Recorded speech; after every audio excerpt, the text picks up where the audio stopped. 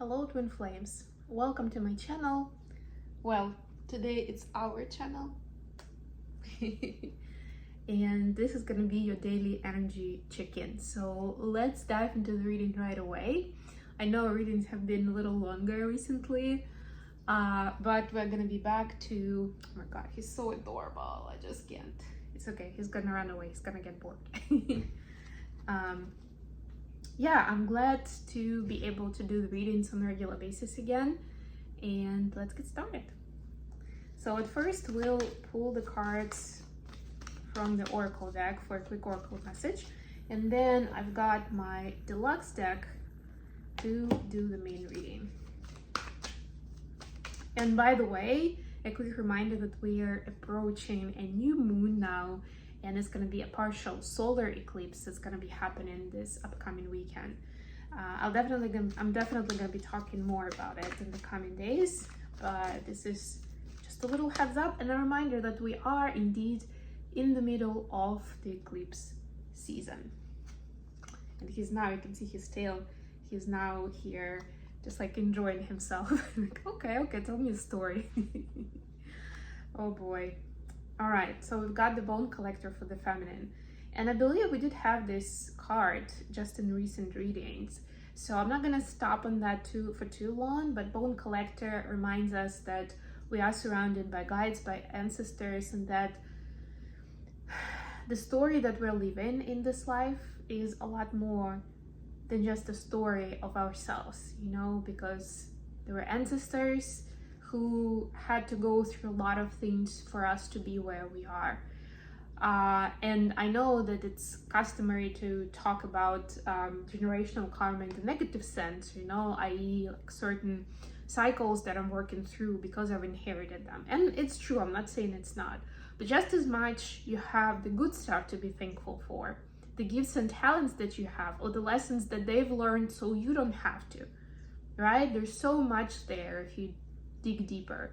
And of course, it's also about the generations to come and what you leave after yourself. What do we have for the masculines today? We have Ride the Wave, number 14. Yeah, Ride the Wave is like, you know, use the momentum and take it forward, make something out of it. And I feel like masculines have had their cycles of like ebb and flow, where it was like more of curiosity and observance and then more of action. This is a time to act. Sometimes action doesn't mean that you're running around all day. Sometimes action means saying yes, making a decision to a certain direction. Sometimes it's about saying no, actually, to the stuff that doesn't serve you, to bad habits, to people who are toxic, right? So, but it is a change, right? Like that's the point. And 14 comes down to 5, which is a change. So you're bringing in something new into your life, something most likely uncomfortable, but you know, like if you think about surfing for a second, in the moment when you're in it, at least like the first milliseconds that you're getting to that high wave, it does get freaky, right? Especially at the beginning. It is scary. It's like people enjoy the thrill, but it's a result of like biochemically, right? Of that initial fear that you have of like, whoa, you know, like I better, you know, make it out of here, because this is all pretty much a life or death situation if it's a high wave, high surf, sorry, right? But then when you do make it, when you manage to ride the wave, then there's like that euphoria and that thrill of like, yes, I'm on top of the world, right? But it's also this ebb and flow, this up and down. There are actually 2 cats in this area, so if there are some unusual sounds, I apologize in advance. It's a possibility. All right, let's see what we have in the main read today. The last question today is going to be messages between the twins.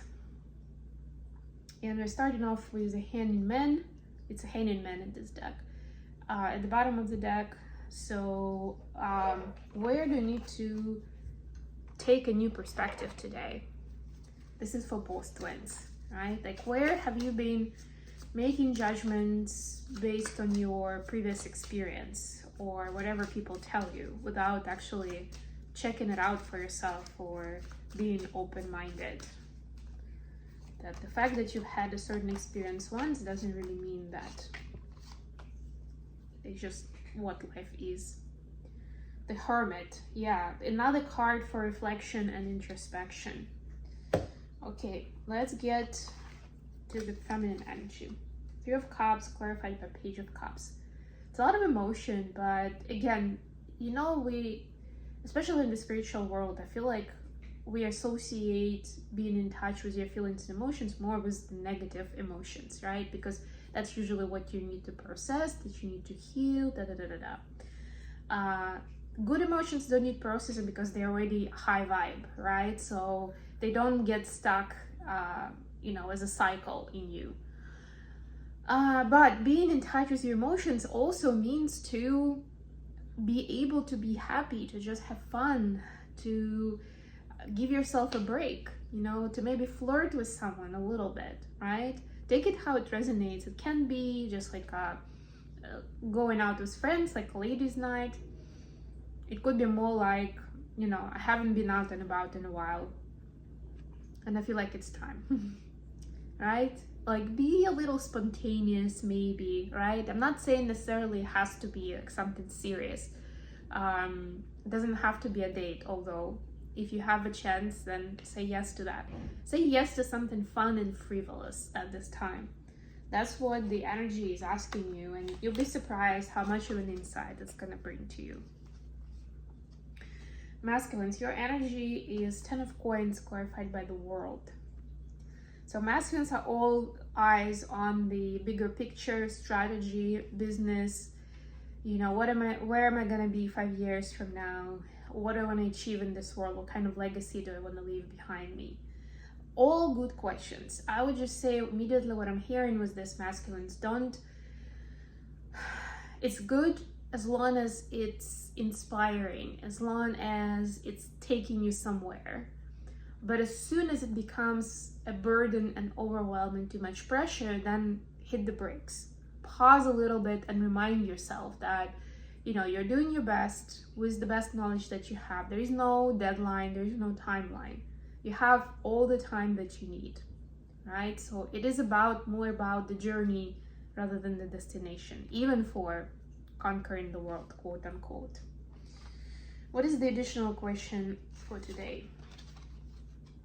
Four of Cups now, clarified by Six of Swords.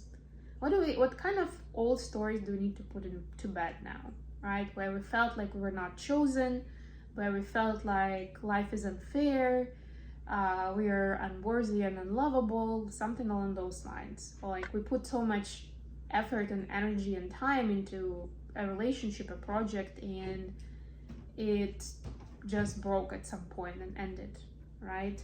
Like, that was not fair. All right, what do the feminines need to know about this? We have the Chariot clarified by Ace of Cups.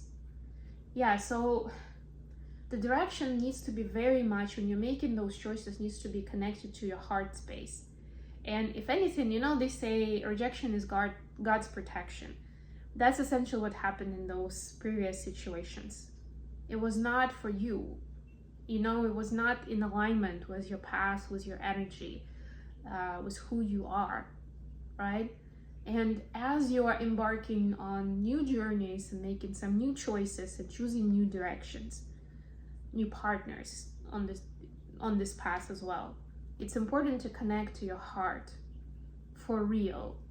Don't go with just what looks good on paper. I've been burned with that many times, and I think this summer, and those of you who are regulars on the channel, you know that I've been doing a lot of traveling. It's like my nomad phase of life right now, and I spent some time by myself. I spent some time with friends who have been with me for a while. I spent some time with people that I didn't know until recently. I spent a lot of time with animals. But one thing I would say, without going into too much detail, is that one important lesson that I learned this summer is don't go with the setup, with the scenario that looks good on paper just because it looks good on paper, just because it logically makes sense considering all the circumstances. You need to feel it. The vibe needs to be right. And I know it sounds a little cocky, a little bit like, arrogant, but it is true. And when we stop resisting that and we start allowing it and trusting it and not rejecting it because it's like, oh my God, la-di-da, right? It is true.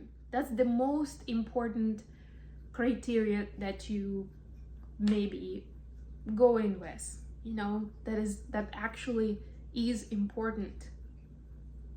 And I had to answer this question just a few days ago, catching up with one of my friends, which was like a third party considering like the situation where I was at and the choice that I was considering. That made all the sense in the world.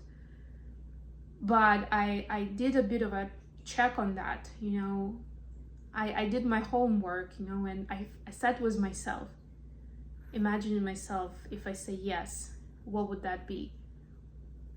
And I felt like it was not for me, it was off. If anything, because it also had to do with another friend of mine, I could lose that friendship. Not for any good reason.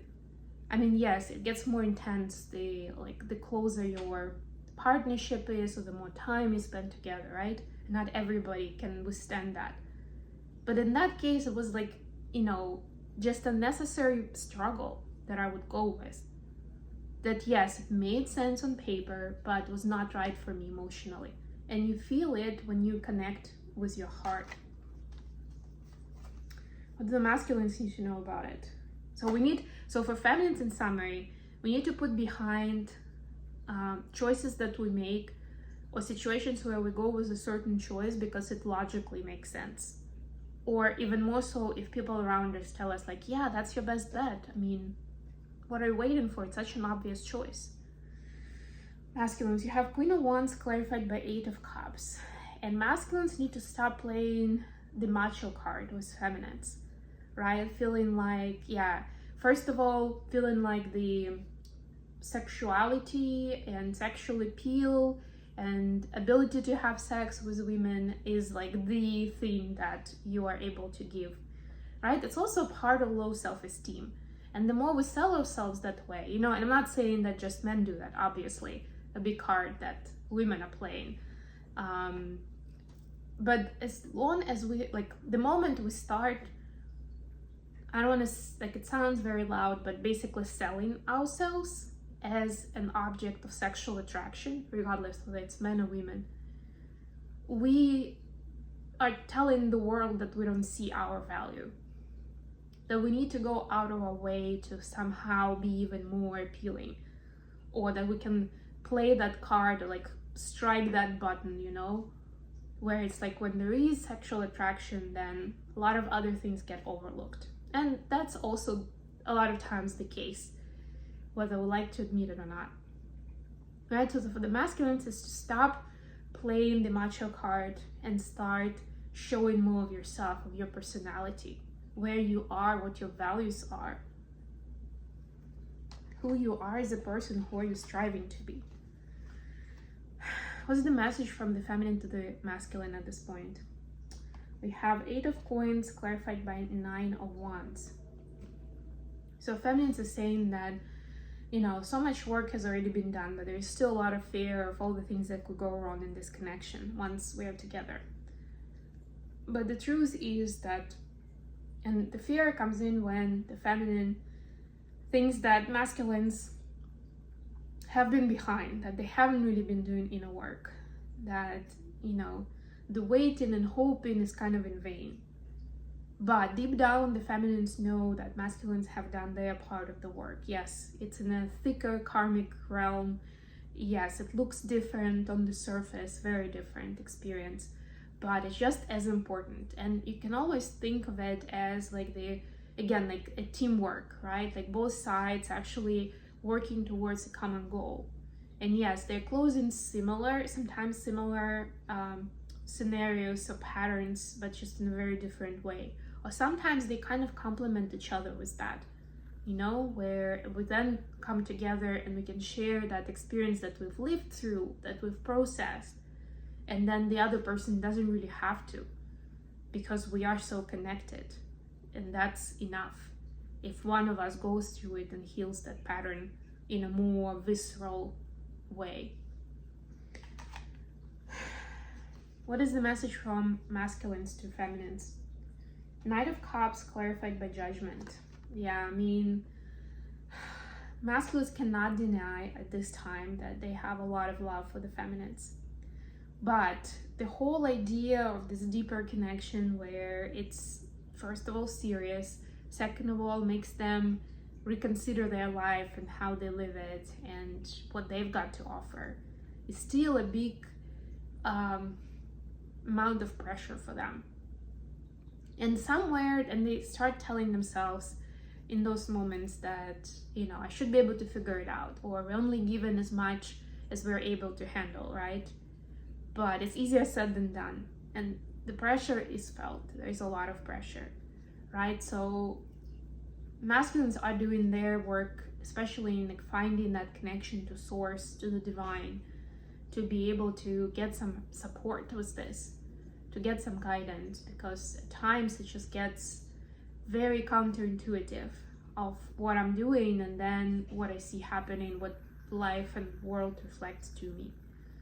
But because of this love that they're feeling towards the feminine, they have this hope that it is gonna get resolved and it is gonna get better, and it's not only gonna be dealing with one karmic cycle after another. Hope is the name of the game for the masculines right now.